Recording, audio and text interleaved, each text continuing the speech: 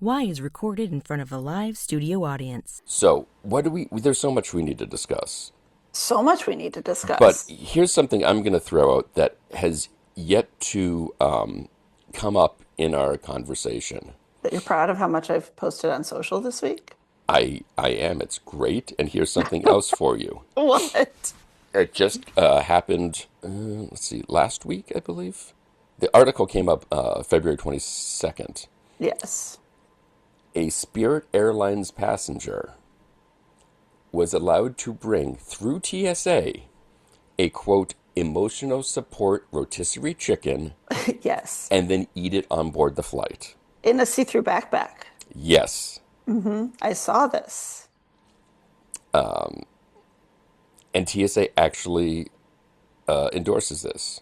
Well, you're allowed to bring food, just not liquid. Right. And someone said if people are going to eat a full rack of ribs on a plane, which apparently somebody did. I mean, that smells That good was at 3 years least. ago. Yes, an order of smoky ultimate BBQ ribs. Came with I, fries and half an Iracle. I, but at least like barbecue sauce smells good. Like Yeah. my favorite foods in the world, no one should ever eat on a plane because it's all up to the beholder if it smells good or not. But most people think barbecue sauce smells okay. Yeah. But What's your trigger scent that just oh, like, there are so many. that's a good And the point. last two flights I've been on, I had someone sitting across the aisle from me pull out several hours into the flight, like like many hours. Right. Arby's Okay. from the airport, no, Yeah. like marinating two roast beef. To perfection. Hours later, smells like vomit. I, And I don't eat. We all know I only eat. oh, we know. We all know. Yeah, but you know what? I saw two celebrity sandwiches that I sent you from the sandwich making guy, both of which I'm completely on board with. Both Ringo Starr and Harry Styles. Oh, yes. That is correct. And I One is missed your that somehow. standard cheese grilled cheese sandwich, Great. British version for Ringo, and then Harry's may be the greatest sandwich ever, which is a grilled British cheddar with Branston pickle on it. That does sound good. I mean, amazing. Like I would like that right now. Yeah. That would be great right about now. But I also after that, so there that was my Arby's, and then Right. on the way back on the same journey, but on my return flight, the guy next to me pulled out Wendy's. However, he pulled it out immediately when you got on the flight. So he'd obviously bought it in the airport just before getting on and intended to like knock it out before he boarded, but ran out Yep. of time. And then he was so discreet in how he ate it. Like he tried to keep like it very contained. So I was all for that. And Wendy's does not smell the way that stale Arby's smells. Right. No, a No couple of offense to times. the Jamocha shake is one of the greatest inventions of all time. So I'm not offended trying to offend Arby's. No, I have had that issue where you're trying to eat before you get on the flight, and then you're very quickly trying to eat a burrito, and never mind the scent, which will dissipate quickly. It is for me. I feel like I need to apologize to everyone who witnessed me Right. consuming this. I'm Only not peanut saying I M&Ms on the unhinged my flight. jaw to eat it, but Yes, it could happen. you have to do what you have to do. Right, But we're all that's why humans. only candy and Biscoff cookies are like peanut M&Ms and Biscoff. That is what one eats on a plate appropriately. Yeah, and I feel like once or twice I've had somebody come on board with either an egg salad sandwich or Yes, hard-boiled see, eggs, and that is just, I will, I'm not one to over dramatically dry heave, but that will most that definitely make me dry heave. will do me in. That Yeah, will make me claim allergies I don't even have. That yeah, would just that be is cruel and awful. unusual. It is. And especially when it like now, if you're flying to Australia, you've got like a 14-hour journey and Right. you have specific dietary needs, then there is although it's more painful for all of us, I will give concessions because that's a journey that you got to make sure you're okay and you're healthy. But if you're flying like to New York or Well, wherever, but even Australia, even transcontinental, there are going to be foods in your diet with which you can consume that will not be one would hope. odorous enough to knock out half the plane. One would definitely hope. I don't think. Does anybody know that taking out a tuna fish sandwich is gonna just, Yeah, so yeah, bad. like does everyone knows that is gonna smell like tuna fish?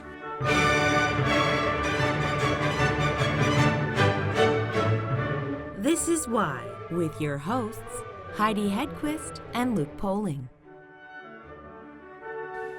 We should also note the controversy, I guess we can say. Controversy?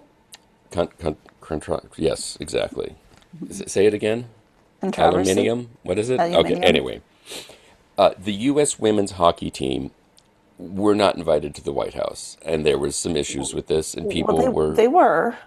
No. Oh, They sorry. were invited. They were invited, but it was like, I guess I have to invite them, otherwise people Correct. would be mad at me.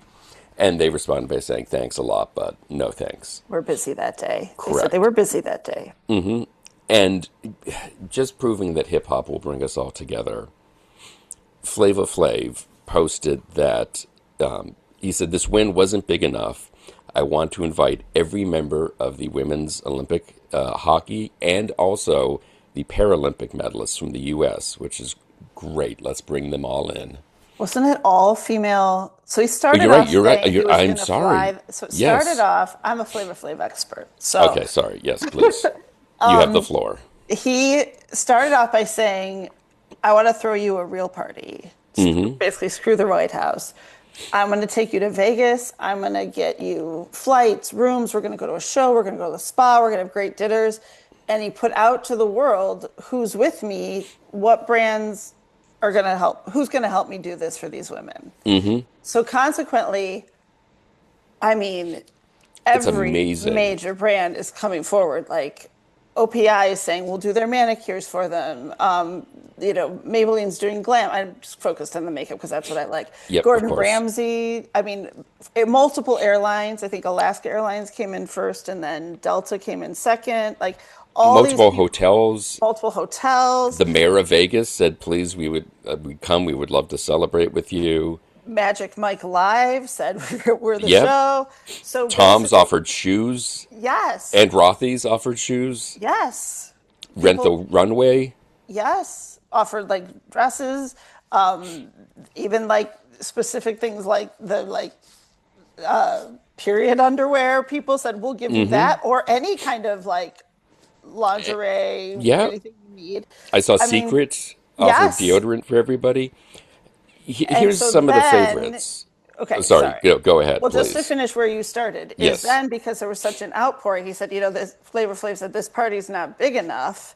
I want to invite all women Olympians from the American teams and Paralympians and all That's the female amazing. Paralympians. So everybody, so all the female athletes, they want to invite to this Vegas shindig, which I think date to be determined, but is definitely going down, is definitely going to be the best day ever in Vegas. And Yes. that's where it is. So point out some of the favorites. Some of my favorites. Obviously, I mean, there's so many. The sunscreen companies have come forward. You mentioned the various... Magic Mike Live. Dita Von Teese said, come on over. Well, come to our show. The Mob Museum invited them to swing by. Here's some of my favorites. Igloo Coolers has offered coolers for the party and for every player. You get a cooler. Michaels will provide crafts for the room. Perfect. So you got your setup is going to be great. Stanley Cups, and they are sending Stanley beverage Cups. Stanley Cups to them. Free blowouts from one place. And then Zen Optical free sunglasses, Amazing. long drink, Oh, free so good. beverages. Amazing. The other one, though, that I do love, and I think you will agree with me. So Randy's Donuts responded, "How can we Yes. get these ladies some donuts?" Which How can everyone's you got get that these ladies question. some Yeah, donuts? exactly. Hellman's said, "We'll bring the flavor." Which I loved. Ring Pops for everybody. Perfect. And then, so like you said, Gordon Ramsay, Flav, let's get some beef Wellington on their agenda. Sounds Perfect. amazing. Do you Yes. think he'll come by and just scream at them and call them? What's the phrase he always uses? I don't know. There's one particular. Well, I mean, I know which word he uses a lot, but there's something where it's like, I wouldn't serve this as a dog's dinner. And then, like, it's like calling someone a Muppet, but I can't remember what it is. But then here's my favorite. And if you folks are listening, and we hope you are, give us a call. The Honey Baked Ham Company. From Michigan. Nothing like ham or turkey sandwich by the pool. We'd love to cater. I know they said sandwich. I know they are thinking sandwich. I just imagine these Olympians in their swimwear with their Stanley cups, Hmm. their hair all done, getting their nails done by the pool. Maybe someone's swimming in the pool. They've all got their medals. I noticed JBL offered to provide some speakers. Yes. They've got coolers, so their beverages are cold. And then someone is just eating a spiral cut ham. Someone's keeping their protein up.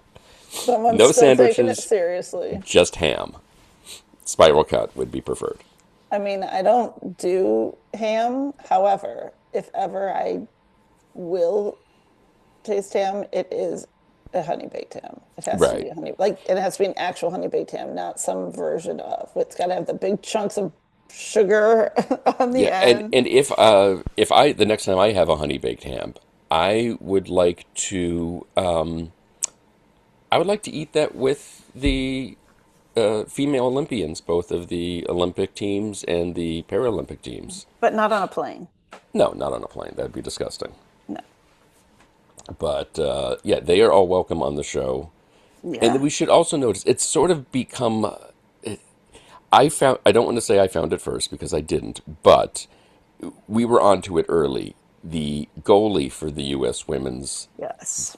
gold winning hockey team, she has a sort of secret stealth account on Instagram Hmm. where she rates the Caesar salad she has had at establishments around the world. It's amazing.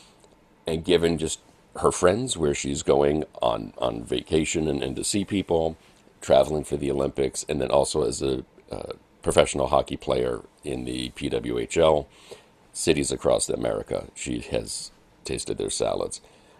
We want to have her on the show. Hmm. We do not want to talk about hockey. No. We do not want to talk about, how she likes to keep the crease, if it's her method for getting it all ready for the start of the period. We don't want to talk about how she likes the defense people to keep or not keep the crease clear for her, Hmm. what she's looking for that, her thoughts on icing. We don't care about any of that. Nope. Not even about like how you control helmet hair. No, exactly. We don't. We want to talk to you about lettuce, Parmesan. Parmesan, perhaps croutons, Mostly Parmesan. and a Anchovies versus no anchovies. creamy anchovy based dressing. Yes. So, Aaron, if you're listening to the show, or frankly, Larry Mullen Jr., if you are listening to the show and you know Aaron, let her know we want to talk to her. And we will wait till after Vegas. Well, Corey, our friend Corey, may This know is her, true. and This is true. he could be listening to the show, silver This is true. medalist. Yes. Yes. And that was the other thing we haven't really discussed, too. The Corys, we know one of the two Corys. We're batting 500 on our Corey friendships. Right. I mean, we did mention them, but we didn't really mention them at the follow up.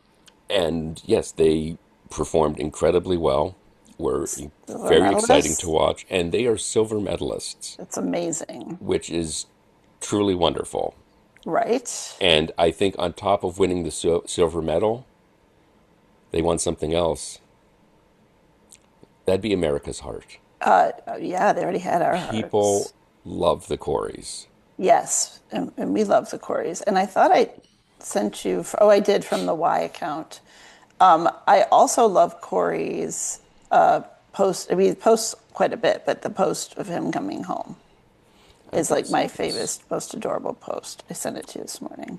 Okay, well, I Been will look very at that. active on social today. Yes, and I have He not. is a dog So and cat dad. So it's him snuggling each of his pets when he got home. And I just said, as if we couldn't love him anymore.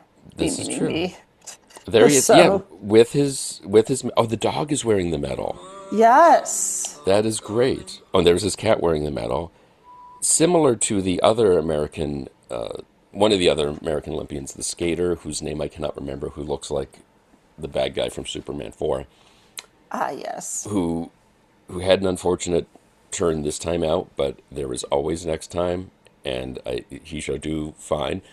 But when he did win the gold with the rest of the U.S. team for some sort of combination skating performance, he dedicated the medal to, and I believe gave it to, you said? Gave it to his Yeah, cat. his cat. He gave it to his cat.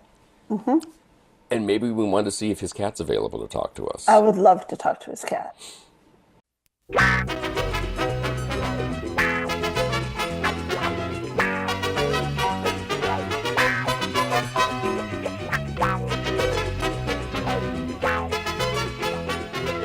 I gotta say, I love this book. It's the size of a textbook, which I think is Well, so perfect.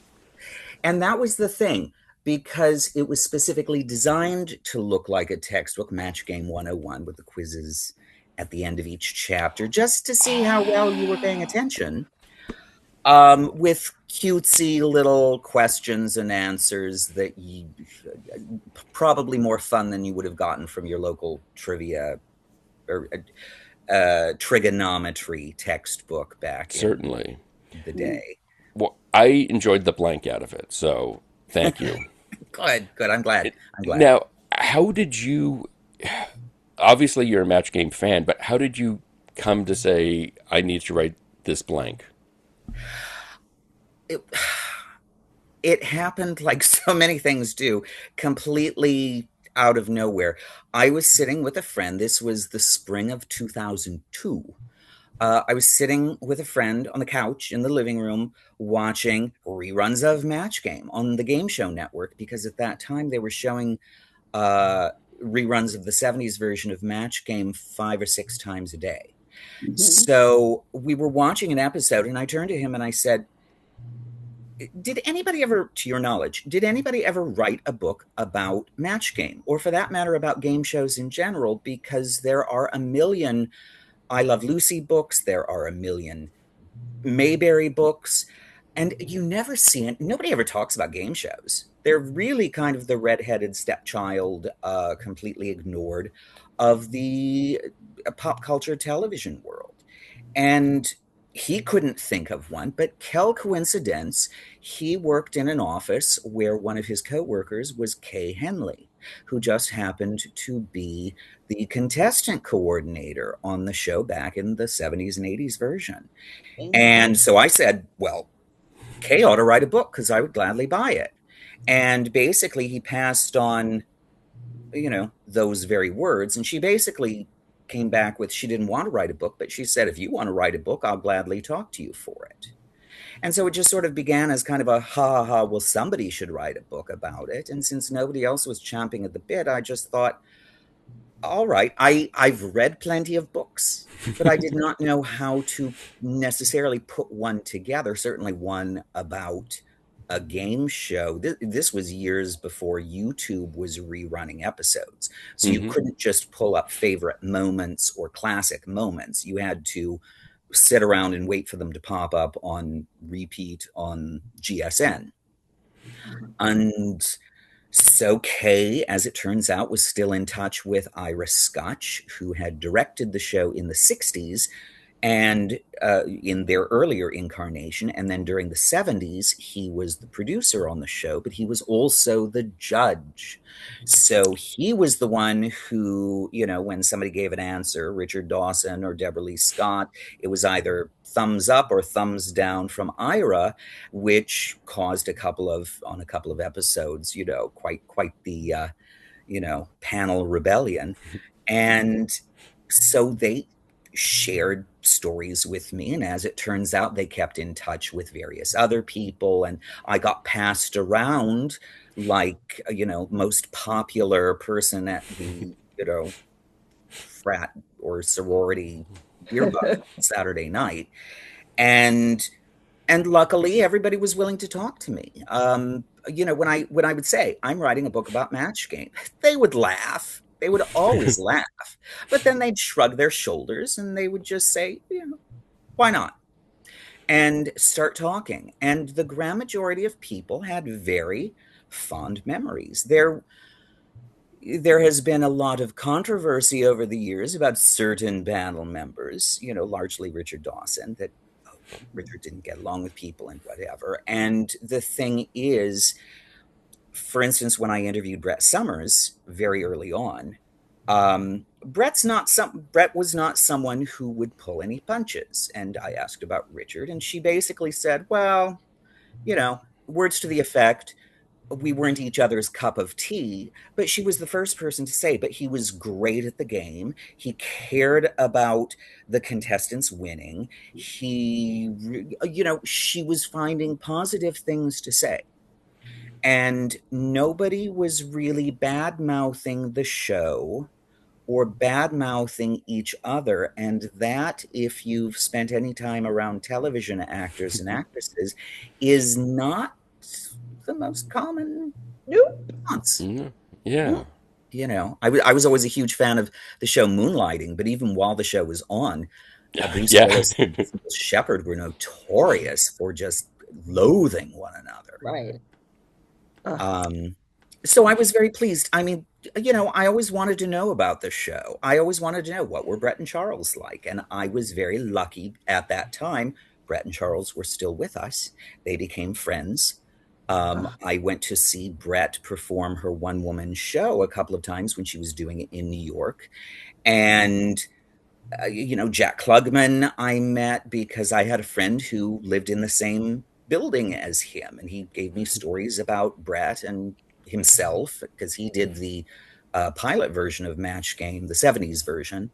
Mm-hmm. And, Joyce Bulifant, Dame Joan Collins, Dr. Joyce Brothers, all these people were willing to talk to me about whatever they remembered or didn't remember, and largely happy memories. And I was very, very lucky in that regard. I got to step through the looking glass and find out what these people were like. And as it turns out, in the years before reality television, I realized that one of the big draws for something like Match Game and a lot of the shows from the 70s is that it gave you an opportunity to see what these people were like unscripted.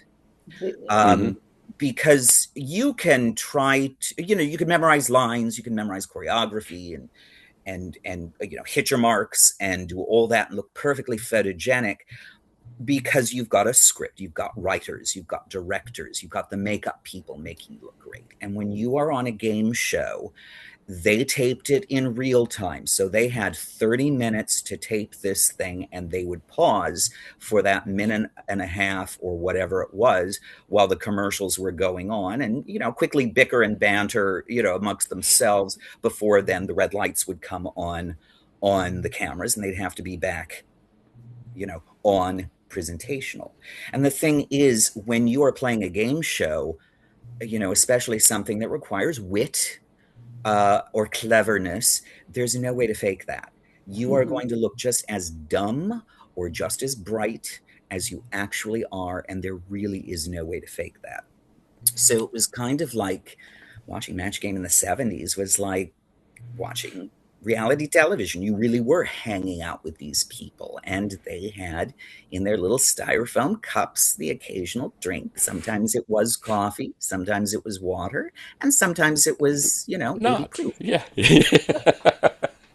Well, and Although that's the one of the drinking was always overplayed. Everybody said, "Oh, they were drunk." They were not drunk because you couldn't be drunk on national television unless you wanted a reputation for being a drunk on national television, and you did not. At a time when there were only 3 major networks and a handful of cable stations, you did not want a reputation for being a loose cannon. So they played up being a loose cannon.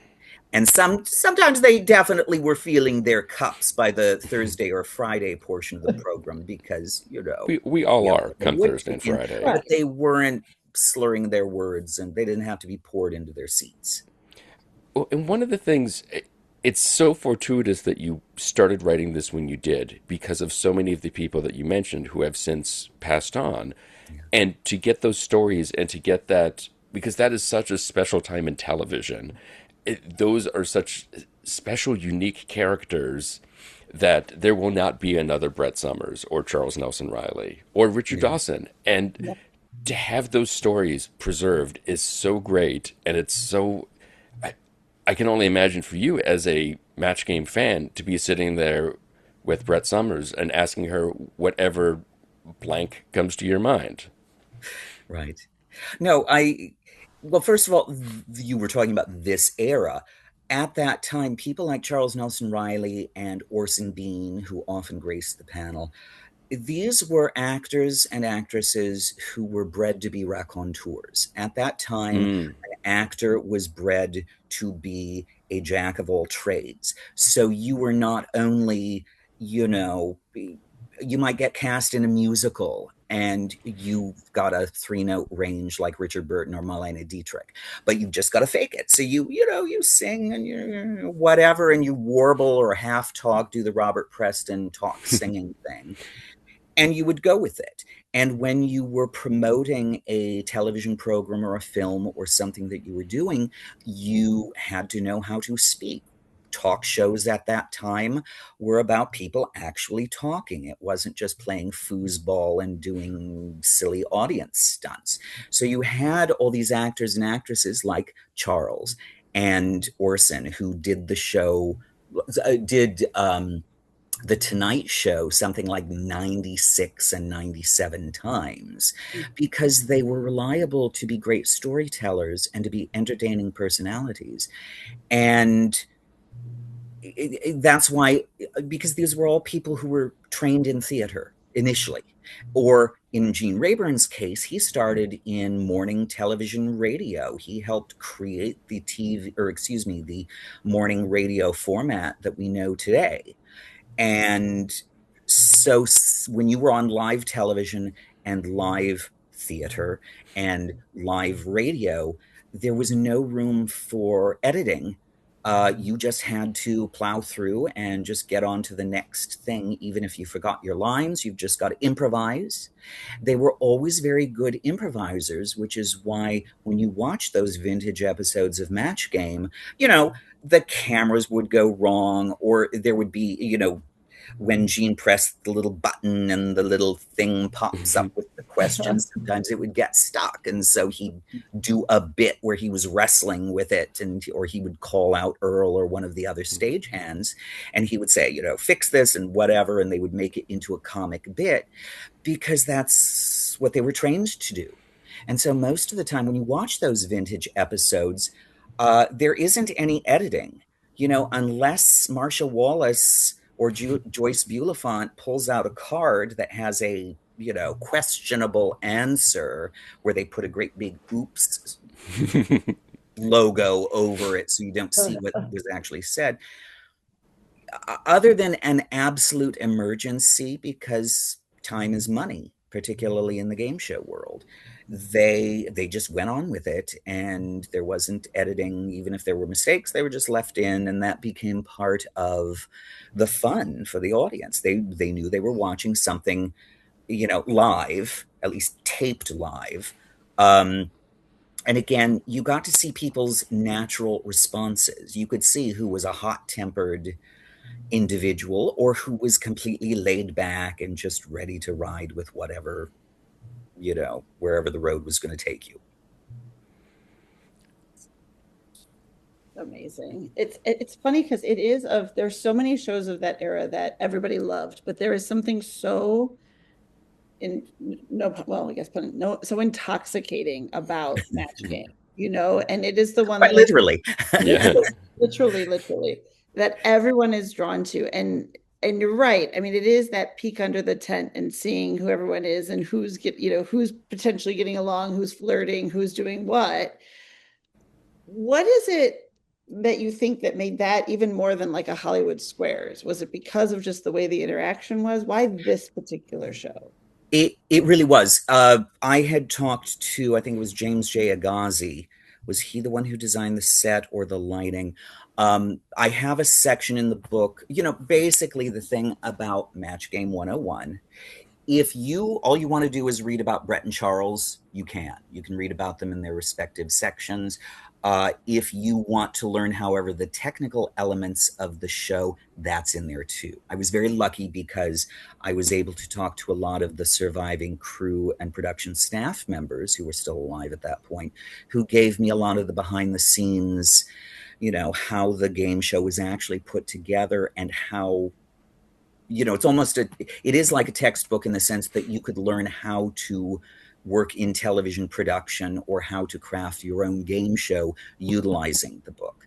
The 6-panel set was slightly curved in. You can't really tell from the way the cameras pick things up, but it allowed the panel to kind of interact with each other in a cozy sort of way.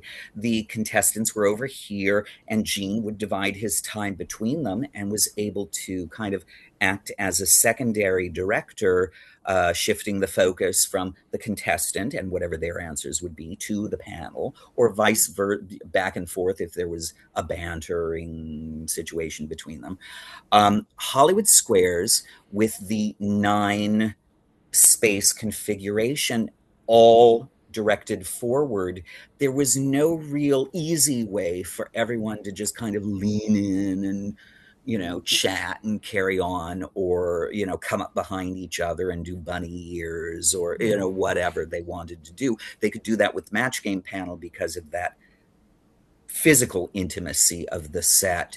Hollywood Squares, which is so often compared to Match Game, was just a different animal. It had many of the same elements, and I will never take anything away from Peter Marshall, who hosted the original Hollywood Squares, and people like Or Paul Paul Lynde. Lynde and Yeah, Charlie Weaver and all these wonderful actors and actresses who would appear on it. They're just apples and oranges. But Match Game did, because of that physical proximity of the panel being kind of scrunched in together, it just allowed for a lot more bickering and bantering. Well, what do you think it was for Brett and for Charles and Richard, and I think you could also probably put in Fanny and maybe even Betty White. What was it about them, do you think, that made it work so well? Well, first of all, I mean, the chemistry was there. Yeah. There were a lot of people who would come in as a guest panelist, and you could tell they were kind of like a fish out of water. Sometimes it was due to their age, because a lot of times they would, Kay would get, the boys from Welcome Back, Kotter, who were playing the Sweat Hogs on the show. And because they were younger, they were in their early 20s, they were not always as well trained as, say, Orson Bean, who was in his 40s by that point and had done X number of Broadway shows, or Charles, or, everybody who was somewhat more mature. The thing was, those guest celebrities, sometimes they were a one-off because they were popular on whatever hit network TV show, so you're going to get a couple of new audience members watching because of them. And sometimes they would turn out to be really talented. For instance, Ron Palillo made numerous appearances on Match Game. Bobby Hedges, who played Epstein on Welcome Back, Kotter, he became a semi-regular. I mean, he was very, very good at game playing. Aside from personal chemistry and the interpersonal chemistry, it really did help if you were a good game player. Betty White talked to me about how when she was a child, her family were all game players. So they would be sitting around the breakfast table when little Betty was like 4 years old, and they would be playing their morning, I don't know, crossword puzzles or whatever word games they were doing. So she was really bred early on to be playing, games and puzzles and all that kind of stuff. And I think that helped with her longevity, because even up until the last minute, she was sharp as a tack, and she was always playing games, crossword puzzles, and doing all this stuff that kind of exercises the brain.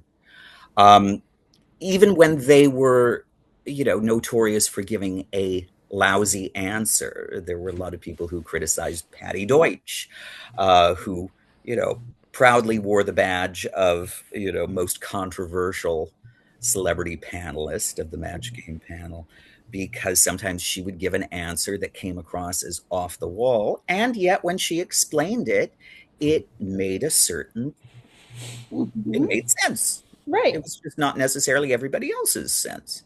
Right.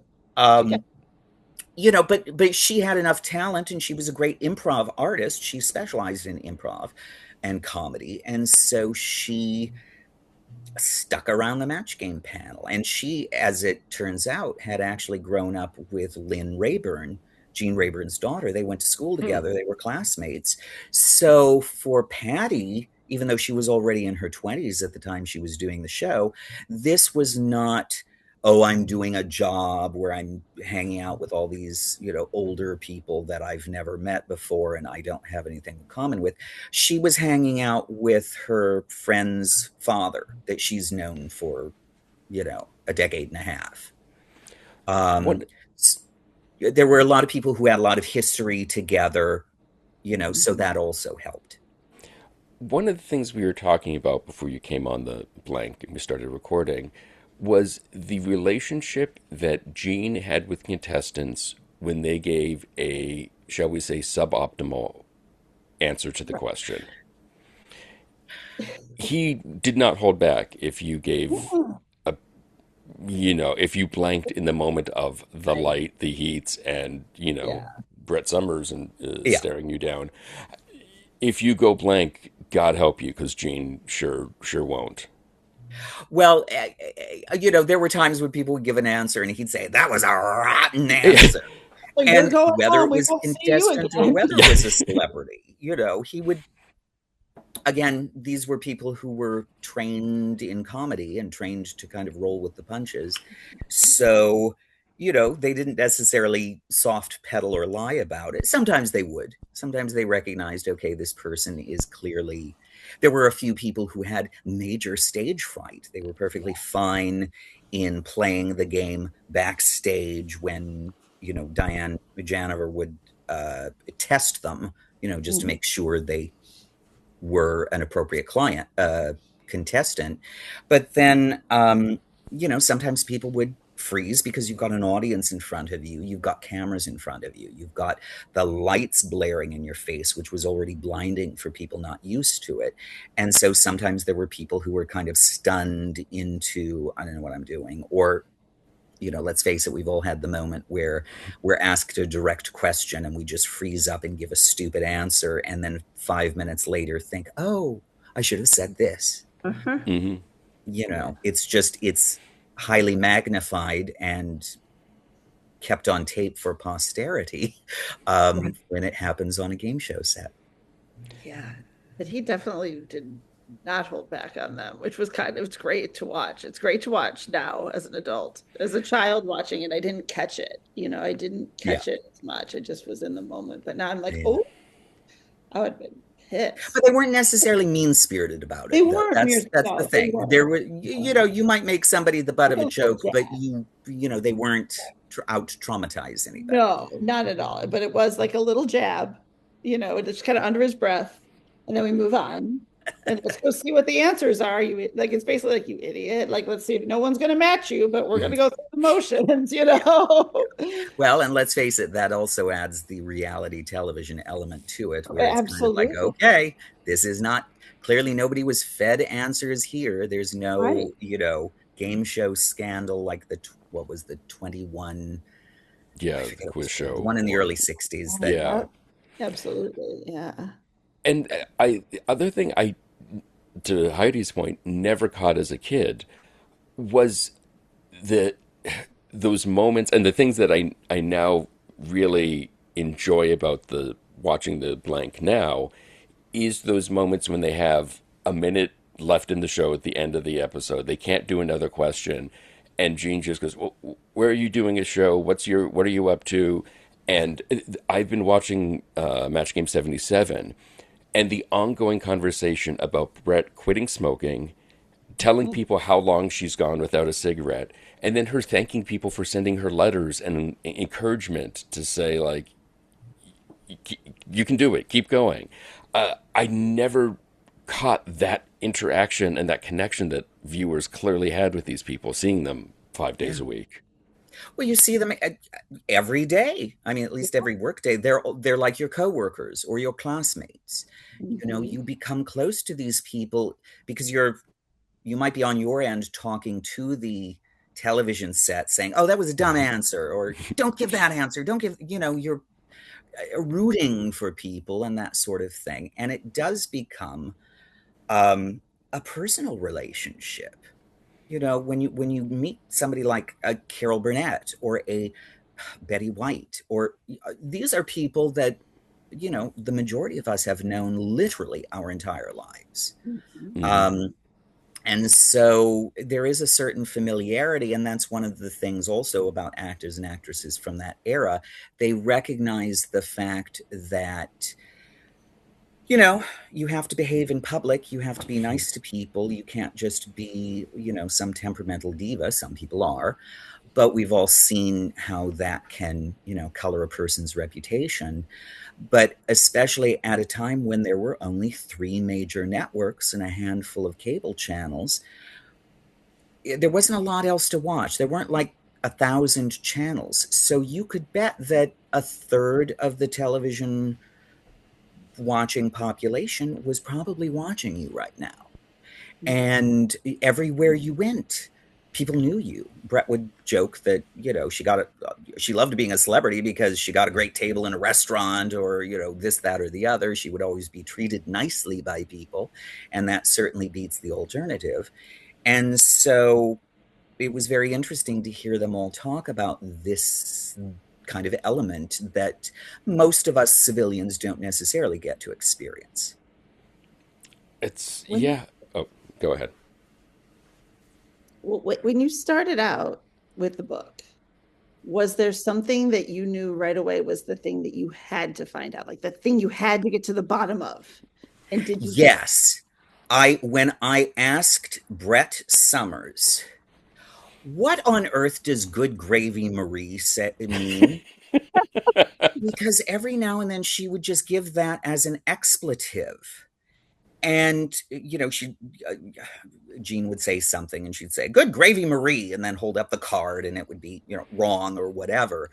And so I had to ask her, where on earth did that come from? And so she told me, I will not repeat it because it's slightly profane. I have a big, blank thing in the middle of the quote, but it's in the book. So if you're will you curious, tell us if we cut it? Oh, see, he wouldn't let me get the book. He got the book first and intended to quiz me and like until we talked to you. So I will get the book after we hang up. But okay. he had Well, it, I and hope you enjoy it.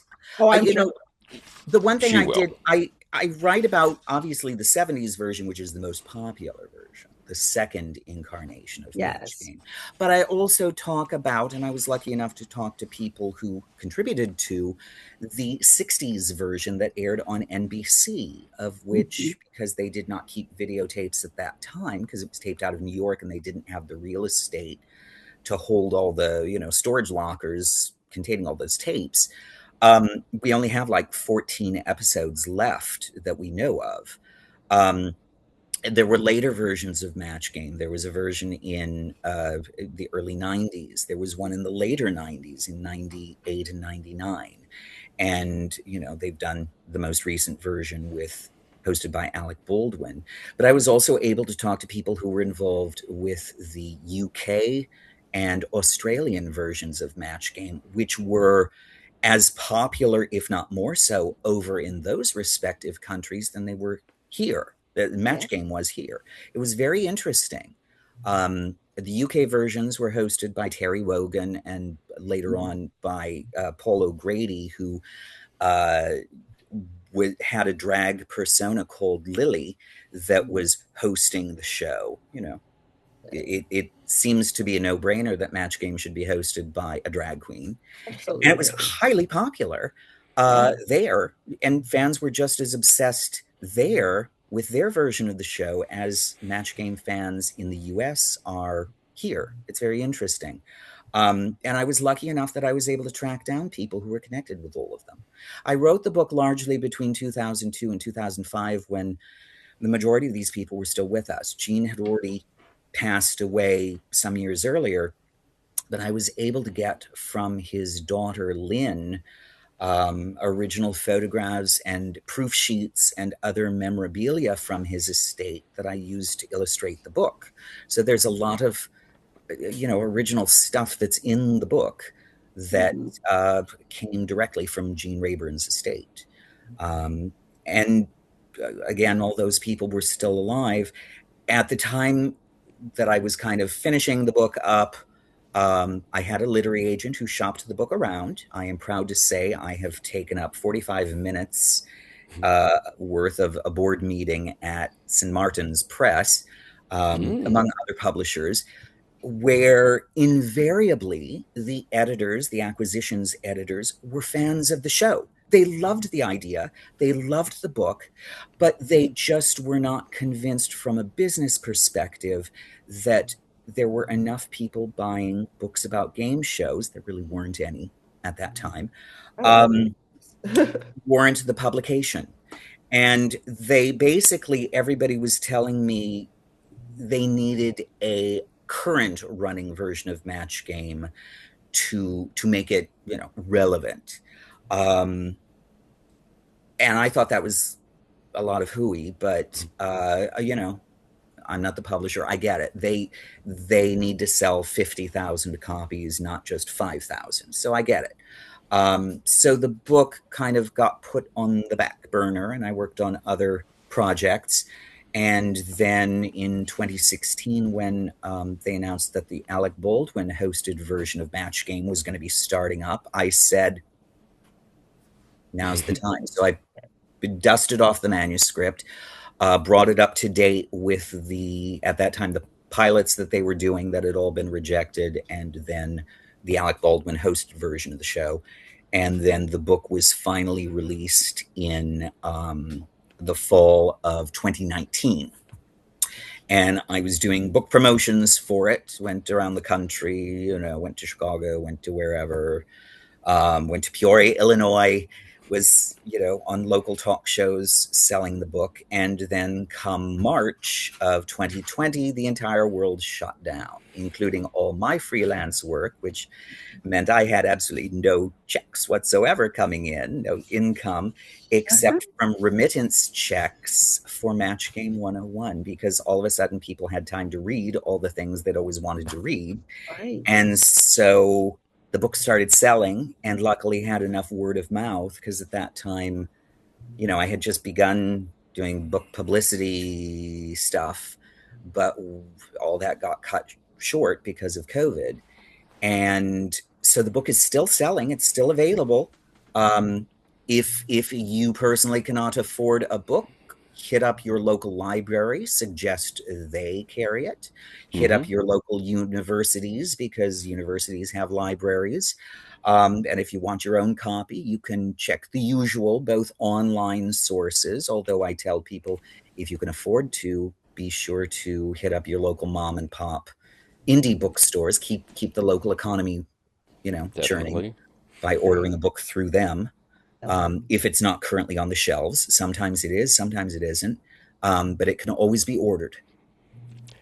Well, it's a ton of fun, and I really enjoyed reading and looked for every night going to bed.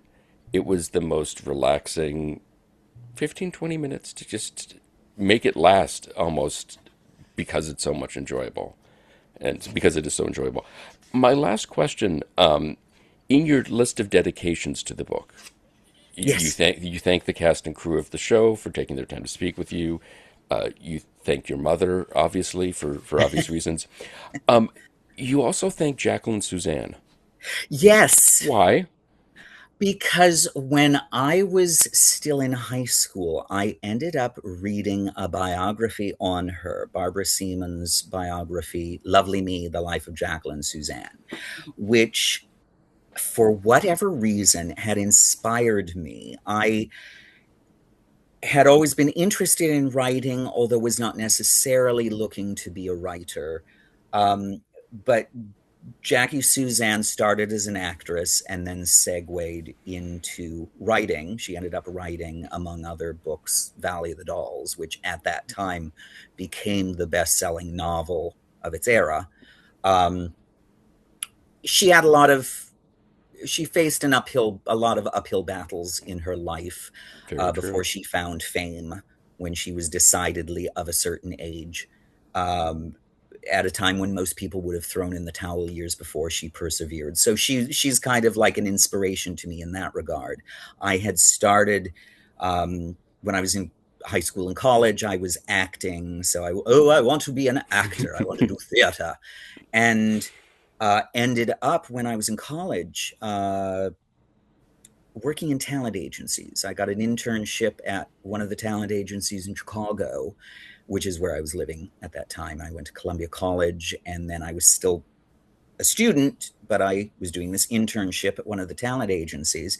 And internship led to paid assistantship. And then later on, I became an agent, um, on camera, dealing with, film, television, commercial, and industrial films.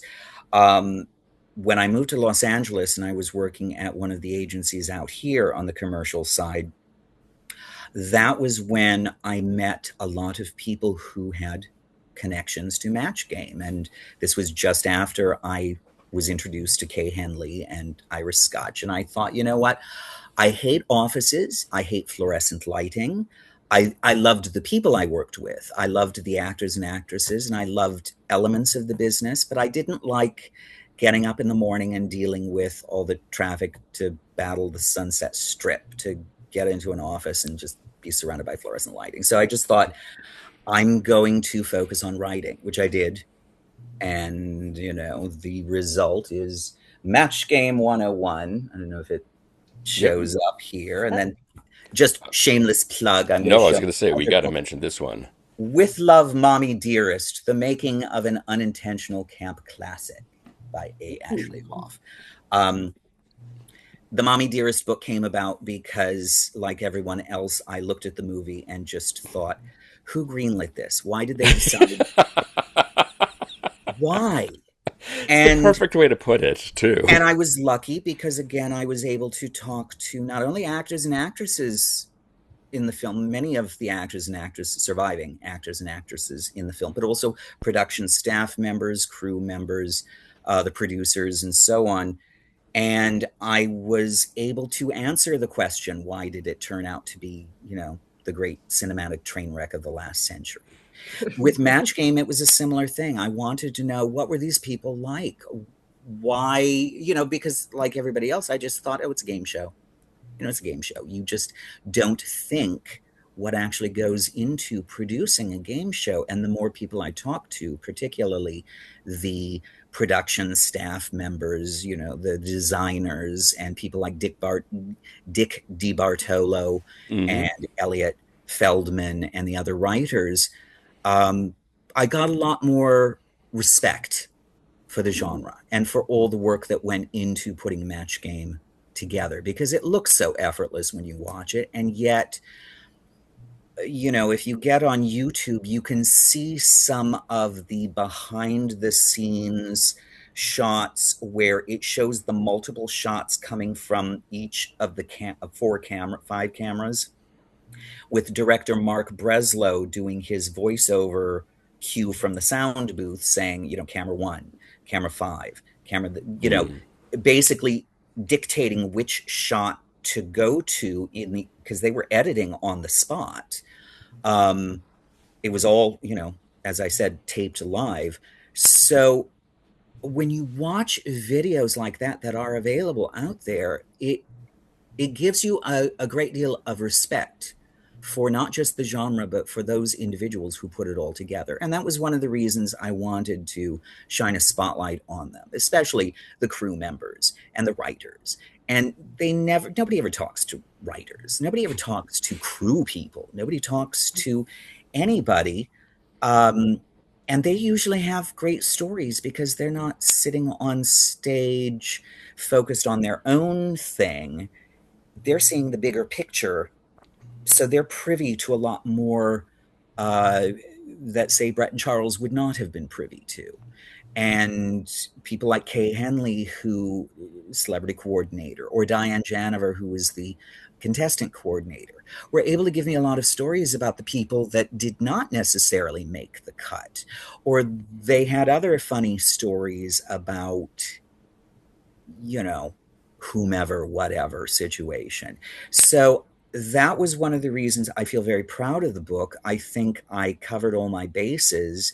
And even though it is a very thick book, it is 499 pages, but it covers all the different incarnations of Match Game. And it talks about all these elements that I think otherwise would be ignored. And I just wanted to make sure it was kept there for posterity. I just think it holds value.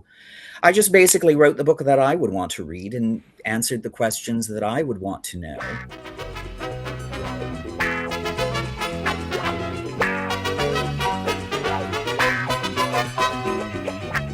Match Game 101, a backstage history of Match Game by A. Ashley Hoff, is available right now from Castle TNT Press. You can follow Ashley on Instagram, where he is at @A Hoff.